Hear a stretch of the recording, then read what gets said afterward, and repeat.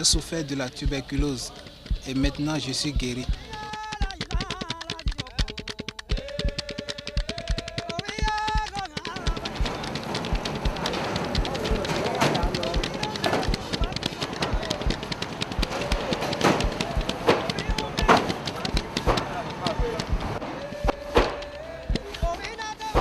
À le voir au boulot, on ne se doute de rien. Eli travaille avec beaucoup d'entrain. Ouvrier dans un commerce situé au nord de Parakou, la troisième ville à statut particulier du Bénin, il est aujourd'hui inquiet parce qu'il a récemment fait la tuberculose. Tout allait bien jusqu'au jour où ce malheur est venu taper à ma porte. Durant tout le traitement, si je viens, la manière dont l'accueil vient, tout a changé. Tout a changé complètement. Tout a changé. Bon, moi-même, je me posais la question de savoir quel sort m'est réservé. Parce que j'ai été totalement découragé, déçu. Parce que je n'ai plus de soutien. C'est le travail qui m'a amené à Parakou. Voilà, je suis rejeté. L'inquiétude d'Eli réside dans le comportement d'autrui vis-à-vis de lui. Mais pour les hommes de santé qui sont au service des tuberculeux, la stigmatisation n'a plus sa raison d'être, surtout quand le patient finit son traitement. Ce n'est pas lorsque le malade démarre le traitement qu'il peut encore contaminer. Il vous a déjà contaminé. Si vous allez le développer, vous le développerez. Donc, inutile de rejeter un malade déjà connu. C'est les malades qui ne sont pas connus qui sont les vrais dangers. Dans l'environnement psychiatrique, c'est une autre interprétation qui est faite de la stigmatisation d'un sujet malade. Ici, l'on met l'accent sur le regard de la société qui pourrait conduire l'ancien patient à développer d'autres pathologies. Ce regard est ça ronge plus le malade que la parole. Donc, il faut dire à la population que lorsque le sujet est déclaré guéri par le médecin, il faudra le prendre comme tout le monde. Il peut manger avec tout le monde. Il peut faire les jeux, rire et même tousser dans la masse comme tout le monde. Il ne faut plus le fuir. Lorsque le sujet sent que les gens le regardent d'une certaine manière, lui-même, il interprète ce regard à sa manière, à tort ou à raison. Et ce regard peut entraîner sur ce sujet ce que nous appelons tout simplement une dépression. C'est-à-dire que le sujet va se replier sur lui-même, il va se dévaloriser et ne plus se considérer comme les autres hommes. Et dans ces conditions, chaque fois qu'il est dans un milieu, il va se retirer, il ne pourra plus parler. Là, nous parlons d'une certaine inhibition. Donc, dans une foule, lorsqu'on lui pose peut-être une question, il va dire, mais si je parle maintenant, est-ce que les gens ne vont pas rire de moi? Et comme ça, là, il se tait, il se cache et il se ruine lui-même. Donc, ça peut entraîner une dépression chez le sujet. Ça peut entraîner, si le sujet a une personnalité très fragile, entraîner une maladie qui peut être soit une psychose. La psychose, c'est une des maladies psychiatriques dans lesquelles le sujet ne se reconnaît pas du tout malade. C'est-à-dire il fait des choses que lui, il juge normales, mais que la société juge anormales. Vraiment, mais au niveau de l'accueil, ça n'a pas changé. Les faits, tels que racontés par Eli, sont balayés du revers de la main par son employeur. Ce dernier nuance d'ailleurs. Quand il est revenu, moi, je n'ai pas de problème. Mais un peu, ses collègues-là, ils étaient un peu là, ils ne se rapprochent pas de lui, quoi. Mais avec le temps, là, ça va. Et comme tu l'as vu, là, il est bien en forme, il travaille. Il n'a pas de problème. Mais il a toujours peur, il pense qu'un beau jour, vous allez le chasser en disant... Moi, non. À cause de cette maladie, non. Comme il est guéri, on l'a donné un certificat de guérison. Pourquoi je vais le chasser? Si l'on en croit le patron d'Eli, quand il a été informé de la maladie dont souffrait son employé, il a rapidement recouru aux services compétents en matière de travail afin de l'aider à vite se remettre de la pathologie.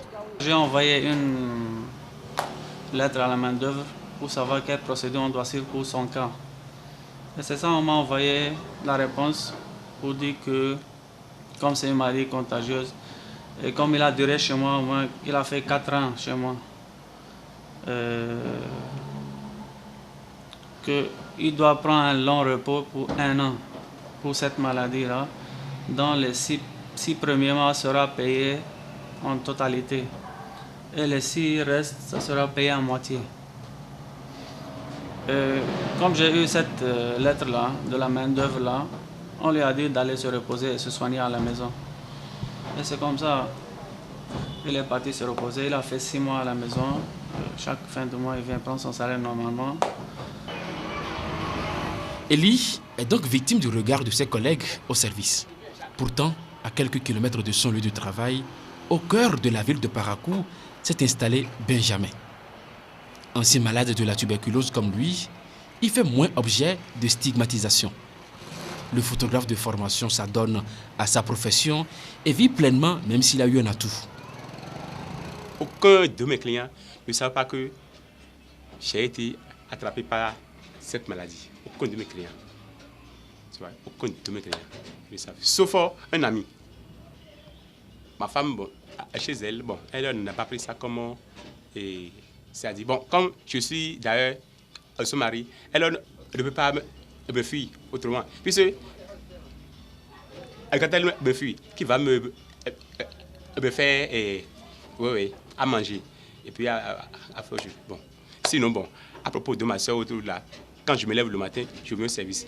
Je le vois, bon, je le salue et puis je vais au service et c'est fini. Son ami à qui il fait allusion, c'est Narcisse. Tel un frère, il a toujours soutenu et n'entend pas faire autrement. Après tout, c'est un homme comme moi.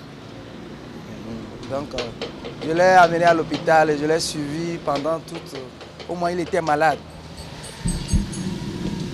Bien entouré, Benjamin est psychologiquement en forme à l'instar de Mathieu et de Jeanne qui sont fiers d'être membres de l'association des anciens tuberculeux du Borgo-Libori. La première des choses des proches, c'est de suivre la personne. Donc c'est ça, surtout ça. Ce matin, il sensibilise les nouveaux malades. C'est une séance de causerie-débat dans l'enceinte du centre de dépistage de Parakou, à l'issue de laquelle chaque patient prend sa dotation en vivres subventionnés par le Fonds mondial et les crédits délégués, c'est-à-dire le budget national. Ceci se fait tous les 15 jours.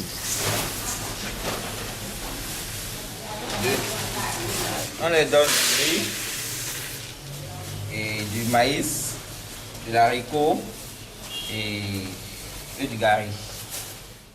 Cet apport-là est, disons, une contribution du programme pour que au moins les gens aient un minimum pour s'alimenter. De plus, les antituberculeux sont un peu lourds et des fois il faut souvent bien manger pour pouvoir supporter. Et en mangeant bien, on augmente, disons, l'immunité de l'organisme. Donc tout ceci contribue en fait au traitement de la tuberculose.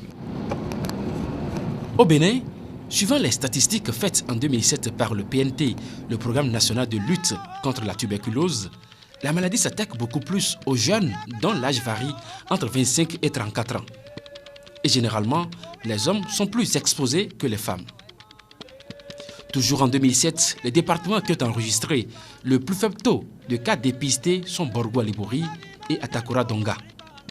Cet état de choses a une explication. Ici au nord, les gens ont peur d'apprendre qu'ils ont la tuberculose. Ils ont la tuberculose parce que le facteur socio-culturel qui leur fait comprendre que celui qui a la tuberculose, c'est certainement parce qu'il a cherché la femme d'autrui, parce que sa femme ne tousse pas, ou le mari d'autrui, parce que son mari ne tousse pas. Ceci fait qu'ils n'aiment pas se déclarer tousseur chronique. Ceci fait qu'ils n'aiment pas aller à l'hôpital se faire dépister. 3%, mais c'est pas bon. L'incidence est trop basse. Malgré la sensibilisation, le taux de dépistage dans le Borgo-Libori n'a guère évolué en 2008, selon les statistiques du PNT. De 28 nombre de cas tuberculeux pour 1000 habitants en 2007, le chiffre passe à 23. Cette chute pousse le major, responsable du centre de dépistage et de traitement de la tuberculose à Parakou, à redoubler d'ardeur au travail.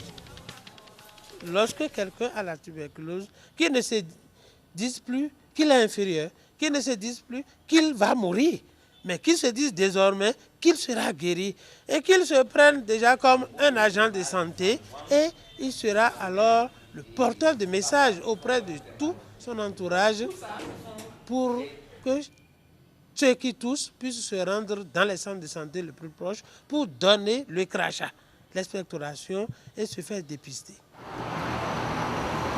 Même plaintif, Eli lui vient au secours en insistant sur la gratuité du traitement. Je remercie Dieu.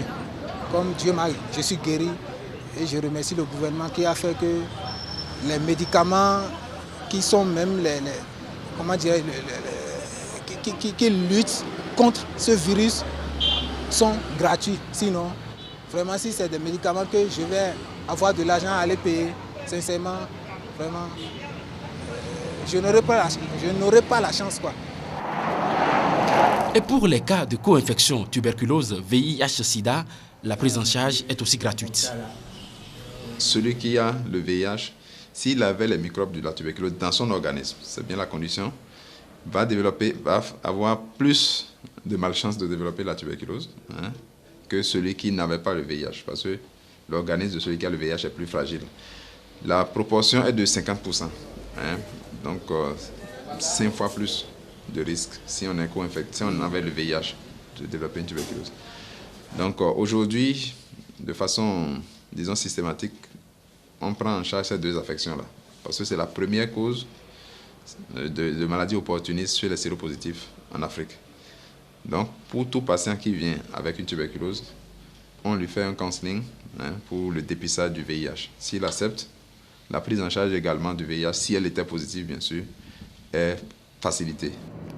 Lunettes solaires bien chaussées, le photographe Benjamin coule ses beaux jours dans la cité de Kobourou, comme l'ouvrier Eli.